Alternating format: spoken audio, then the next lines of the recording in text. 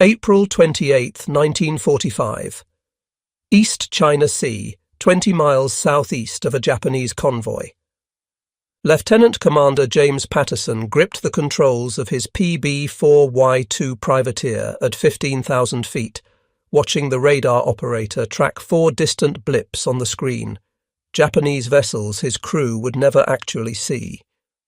In the bomb bay hung 2 ASM-N-2 Bat guided missiles, weapons so revolutionary that the Japanese Navy still couldn't comprehend what was hitting them even after multiple attacks.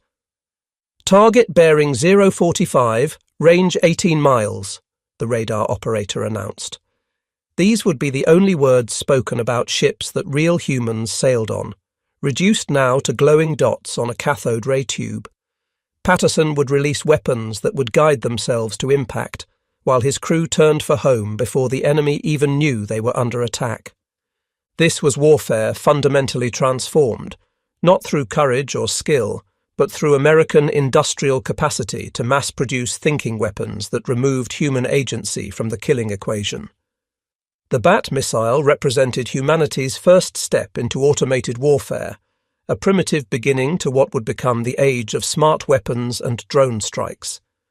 The ASM-N-2 Bat was the world's first fully automated guided missile to see combat use, developed by the National Bureau of Standards under the leadership of Dr. Hugh Dryden, who would later become NASA's first deputy director. Unlike German radio-controlled glide bombs that required operator guidance, the Bat was truly autonomous, a fire-and-forget weapon that used its own radar to find and strike targets without human intervention after release. The technical specifications represented remarkable achievement for 1945.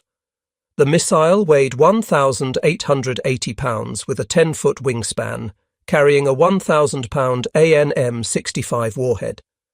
Its S-band radar seeker could detect large ships at up to 20 miles in clear conditions. The guidance system used analog computing, vacuum tubes and servo motors to continuously adjust flight controls, maintaining a glide path to impact. The development began in January 1942 when the U.S. Navy's Bureau of Ordnance recognized the need for standoff weapons that could strike ships beyond anti-aircraft range. The National Bureau of Standards assembled a team including aerodynamicists, electronics engineers from Bell Labs, and physicists from universities nationwide. By March 1943, prototype testing began at Naval Air Station Patuxent River. What made the Bat revolutionary wasn't just its technology, but America's ability to produce it in quantity. While Germany struggled to hand-build small numbers of guided weapons, American industry manufactured approximately 3,000 Bat missiles, though only about 420 would see operational deployment before war's end. The program cost $12 million in 1940s dollars, roughly $180 million today, yet represented less than 0.1% of American military production. The Bat missile's combat debut came on April 23, 1945, when VPB-109 Squadron attacked Japanese vessels at Balikpapan Harbour, Borneo. The mission didn't go as planned. Both missiles failed due to technical defects, a reminder that even revolutionary weapons faced teething problems. However, subsequent missions would prove more successful. On April 28, 1945, VPB-109 achieved the Bat's first confirmed kill, sinking a Japanese patrol vessel in Balikpapan Harbour. The weapon had travelled approximately 9 miles from release to impact, with the launching aircraft already turning for home when the explosion occurred. For the Japanese sailors, death came from an empty sky with no warning, no engine noise, no visible attacker. The psychological impact exceeded the physical destruction. Japanese naval personnel had no framework for understanding what was happening. Their training emphasized visual combat, ship-to-ship engagement, and anti-aircraft defense against diving planes. The concept of a bomb that could see and think was simply outside their comprehension. The technology gap. To understand the significance of the Bat missile, one must grasp the technological chasm between American and Japanese capabilities by 1945. Japan had entered the war with excellent torpedoes, superior night-fighting techniques, and well-trained naval personnel. Their Type 93 Long Lance torpedo was arguably the world's best, with greater range than any American equivalent. But while Japan refined existing technologies, America invented entirely new categories of weapons. The Bat incorporated miniaturized radar, analog computing, gyroscopic stabilization, and automated control systems, technologies Japan not only lacked but couldn't conceptually understand. Japanese engineers who examined captured American radar equipment could identify individual components but couldn't grasp how they worked together as integrated systems. The disparity went beyond mere technology to industrial philosophy. American production emphasized standardization and mass production. Every Bat missile used interchangeable parts manufactured to precise specifications. Japanese production remained largely artisanal, with components hand-fitted by skilled workers. This difference meant America could produce complex guided weapons faster than Japan could build conventional bombs. The historical record shows the Bat missile achieved modest but meaningful success. On May 1, 1945, VPB-109 sank a second small vessel, likely a patrol boat or coastal craft, off Borneo. The squadron's war diary records this as a successful attack on enemy shipping, though the exact vessel type wasn't identified.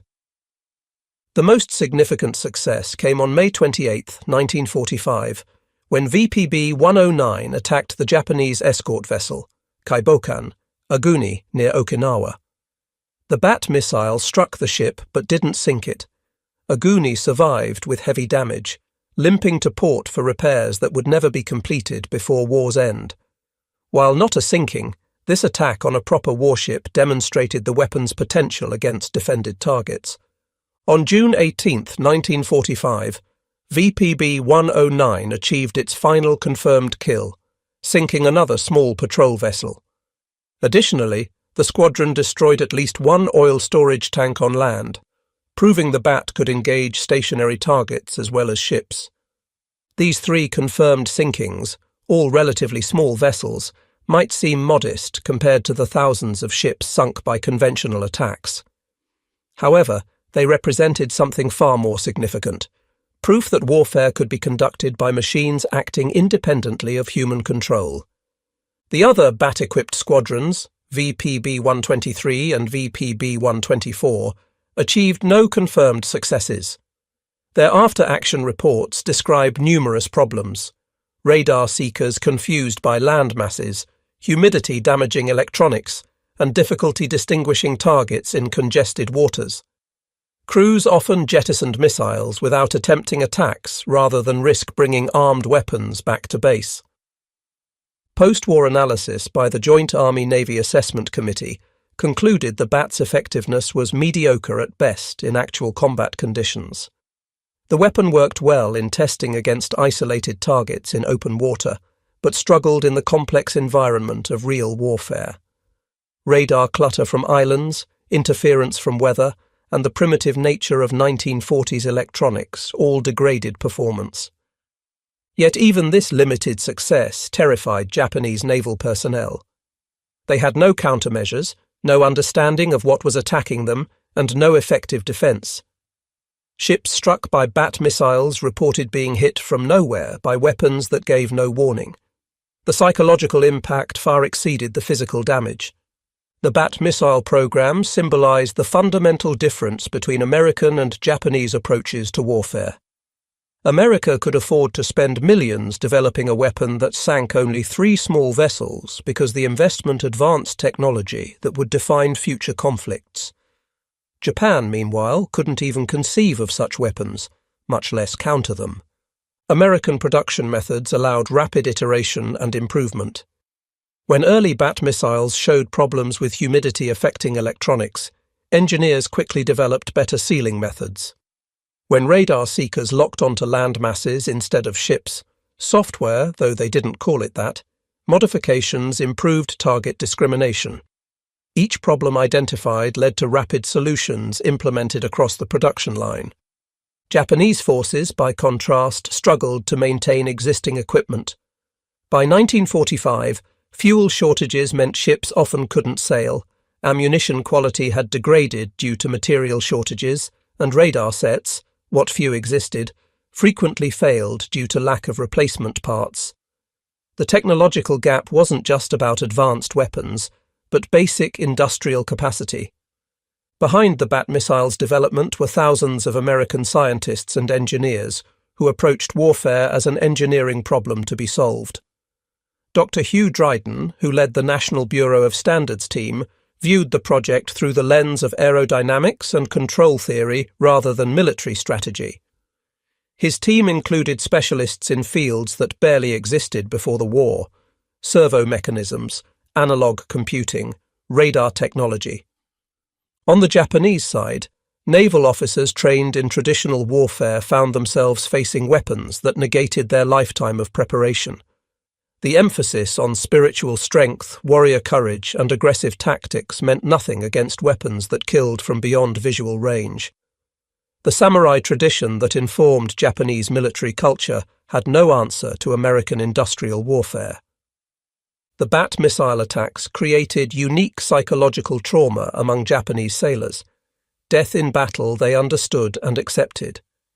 But death from invisible, thinking weapons struck at fundamental beliefs about warfare and honor. Survivors reported confusion, helplessness, and a sense that they faced something beyond normal combat. While the Bat missile represented automated warfare, Japan responded with the opposite extreme: the kamikaze. Where America removed pilots from danger through technology, Japan turned pilots into human-guided missiles through ideology. This contrast illustrated perfectly the different civilizational approaches to warfare. The kamikaze program, initiated by Vice Admiral Takejiro Onishi, explicitly aimed to counter American technological superiority through spiritual superiority. "We cannot match American science," Onishi stated, "but we have what they lack: warriors willing to die." The parallel development of these opposite approaches, mechanical precision versus human sacrifice, defined the final phase of the Pacific War. American sailors facing kamikaze attacks experienced terror similar to what Japanese sailors felt against guided weapons, death arriving too fast to counter from attackers who couldn't be deterred. But where the Bat represented the future of warfare, kamikaze attacks were the last gasp of a martial tradition being crushed by industrial modernity. The Bat missile operated within the larger context of America's systematic strangulation of Japan through technological superiority. Operation Starvation, conducted by B-29 bombers dropping magnetic and acoustic mines, had by April 1945 virtually eliminated Japanese coastal shipping. Submarine warfare had destroyed most long-range merchant vessels. The Bat missile added another layer to this comprehensive interdiction campaign. While the Bat's direct contribution, 3 small vessels sunk, was minimal, its psychological impact multiplied effectiveness across all American operations. Japanese captains became reluctant to sail even in areas where no Bat-equipped squadrons operated. The mere possibility of guided weapon attack added to the paralysis gripping Japanese maritime operations. American planners deliberately enhanced this psychological warfare. Intelligence officers ensured Japanese forces knew about the Bat missile through various channels: captured documents allowed to fall into enemy hands, radio broadcasts describing thinking bombs, and ensuring survivors witnessed attacks to spread fear through the fleet. The Bat missile represented remarkable achievement, but also revealed the limitations of 1940s technology. The analog computer that guided it consisted of vacuum tubes prone to failure, mechanical servos that required precise calibration, and radar systems easily confused by environmental factors. Success required near-perfect conditions, clear weather, isolated targets, and functioning electronics. These limitations help explain the modest combat record. Of approximately 100 Bat missiles fired in combat, only a handful achieved hits. The weapon worked best against stationary or slow-moving targets in open water, away from land masses that could confuse the radar seeker. Moving targets in congested waters, near coastlines, or in poor weather often escaped attack entirely. Yet even this limited success proved the concept. Every subsequent guided missile program built on lessons learned from the Bat. Engineers identified critical technologies needing improvement: better radar discrimination, more reliable electronics, improved servo mechanisms. The Bat was less a finished weapon than a proof of concept that automated warfare was possible. The last Bat missile attack occurred on August 13, 1945, just days before Japan's surrender. PB4Y-2 flying from Okinawa, launched 2 missiles at what crews believed were Japanese vessels. Both missed their targets, a fitting end to a weapon that promised more than it delivered, but pointed toward a revolution in warfare. By war's end, approximately 420 Bat missiles had been deployed to the Pacific, with only about 100 actually fired in combat. The remainder were returned to the United States, where post-war testing continued until 1948. These tests yielded very disappointing results, leading the Navy to remove the Bat from inventory by the early 1950s. Yet the Bat's failure as a weapon system masked its success as a technological demonstrator. Every American guided missile that followed, from the Sidewinder to the Tomahawk, incorporated lessons learned from the Bat program. The engineers who worked on the Bat went on to lead development of Cold War missile systems. Dr. William McLean, who contributed to the Bat's guidance system, later developed the Sidewinder air-to-air missile using principles proven by the Bat. Military historians debate the Bat missile's significance. Its combat record, 3 small vessels sunk, hardly seems worth the $12 million investment and massive engineering effort. Critics point out that conventional bombing achieved far greater results at lower cost. A single successful torpedo bomber mission might sink more tonnage than the entire Bat program achieved. However, this narrow view misses the Bat's true importance. It proved that guided weapons were practical, that autonomous systems could function in combat, and that future warfare would depend on sensors and computers rather than human skill. The Bat was the first step toward precision-guided munitions that would revolutionize warfare in Vietnam, the Gulf War, and beyond. The Bat also demonstrated American industrial philosophy, the willingness to invest in revolutionary technology even when immediate returns were uncertain. While Japan struggled to maintain existing capabilities, America explored entirely new categories of weapons. This approach to innovation, more than any specific weapon, determined the war's outcome. Japanese naval records from 1945 reveal confusion about what was attacking their ships.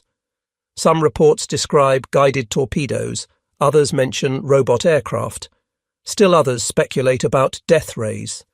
The inability to understand the threat made developing countermeasures impossible. Post-war interviews with Japanese naval officers revealed the psychological impact of facing automated weapons. They understood being outproduced, outgunned, and outnumbered, but being killed by thinking machines struck at fundamental assumptions about warfare. Several officers described feeling that they faced not just superior technology, but a different conception of what war meant.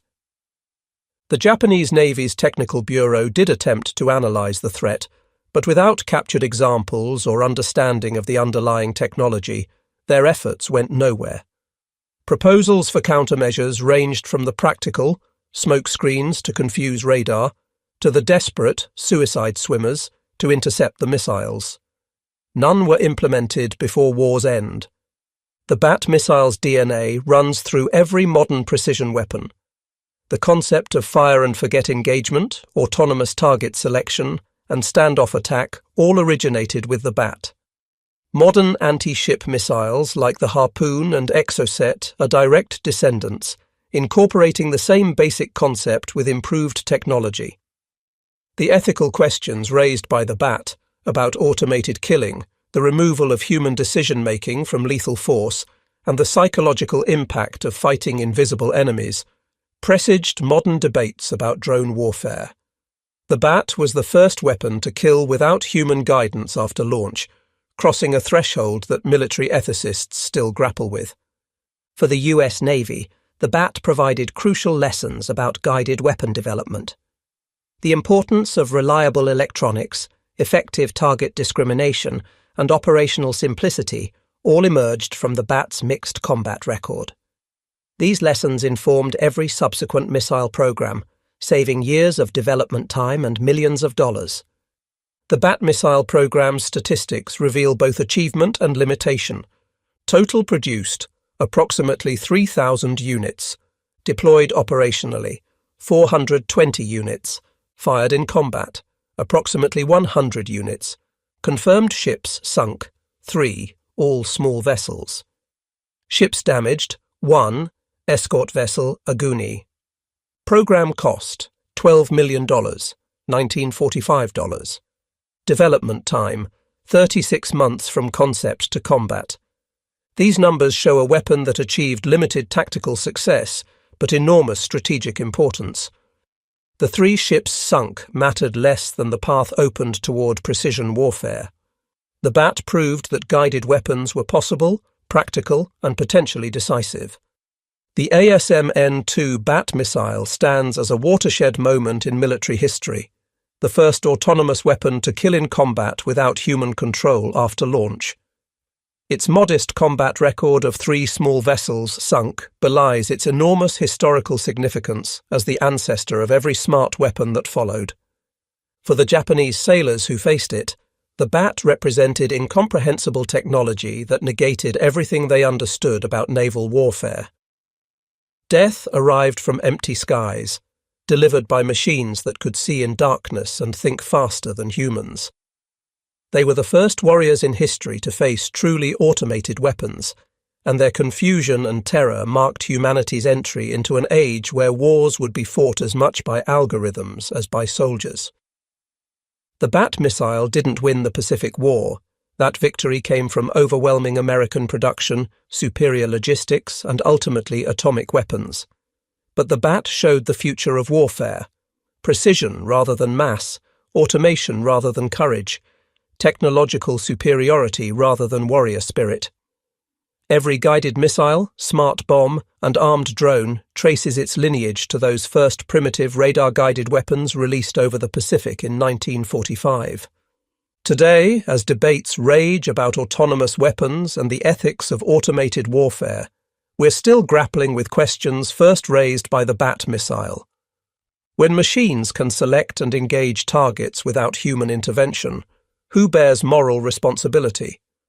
How do warriors maintain meaning when technology negates human skill? What happens to warfare when killing becomes mathematical rather than personal? These questions, first posed by a 1,880-pound glide bomb with vacuum tube guidance, remain unanswered. The Bat missile achieved little in terms of enemy ships destroyed, but it opened a door that can never be closed. The age of thinking weapons had begun, and warfare would never be the same. The Japanese sailors who died without ever seeing their attacker were the first casualties of the age of automated warfare. Their confusion and helplessness in the face of incomprehensible technology presaged every soldier since who has faced precision-guided weapons.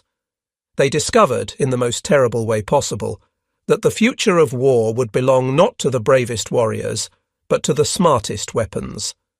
The Bat missile flew into history carrying more than 1,000 pounds of explosives. It carried the end of one age of warfare and the beginning of another, an age we're still living in, still trying to understand, still struggling to control. In that sense, the humble Bat missile, with its modest combat record and magnificent implications, may have been the most important weapon of World War II that almost nobody remembers.